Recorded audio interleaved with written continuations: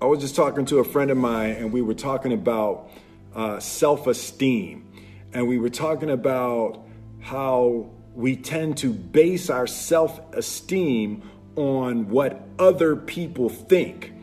And that's not really self-esteem. Self-esteem is supposed to be how we feel about ourselves. And I was just saying how dangerous it is to allow other people to determine how you're going to feel about you.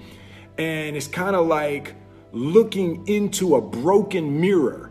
You're going to look in a broken mirror and then change your face to try to look good in this defiled, busted, broken mirror. And it just, other people's opinions is a really shitty way to determine how we feel about ourselves. And that's all I'm going to say about that.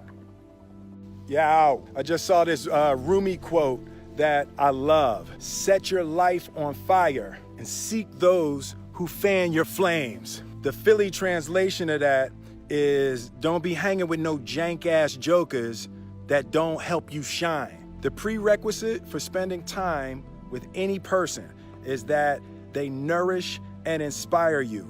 They feed your flame. Look at your last 5 text messages.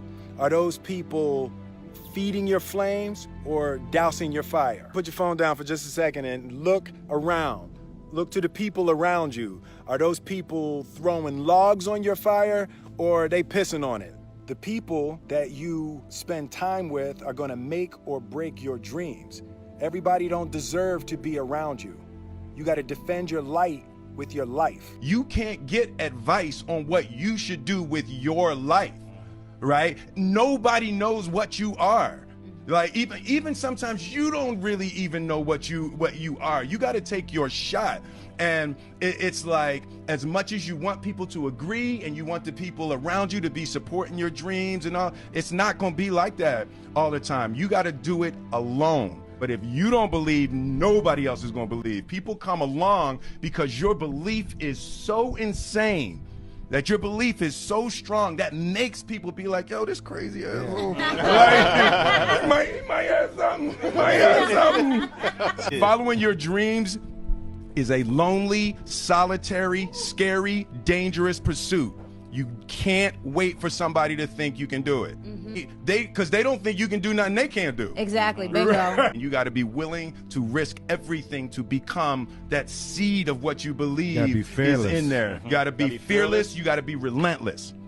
I was just having a debate with a friend of mine, and we got stuck on the difference between fault and responsibility. She kept talking about how something was somebody's fault. It's somebody's fault. And I was like, it don't matter whose fault it is that something is broken if it's your responsibility to fix it. For example, it's not somebody's fault if their father was an abusive alcoholic, but it's for damn sure their responsibility to figure out how they're going to deal with those traumas and try to make a life out of it. It's not your fault if your partner cheated and ruined your marriage, but it is for damn sure your responsibility to figure out how to take that pain and how to overcome that and build a happy life for yourself. Fault and responsibility do not go together. It sucks, but they don't. When something is somebody's fault, we want them to suffer. We want them punished. We want them to pay. And we want it to be their responsibility to fix it. But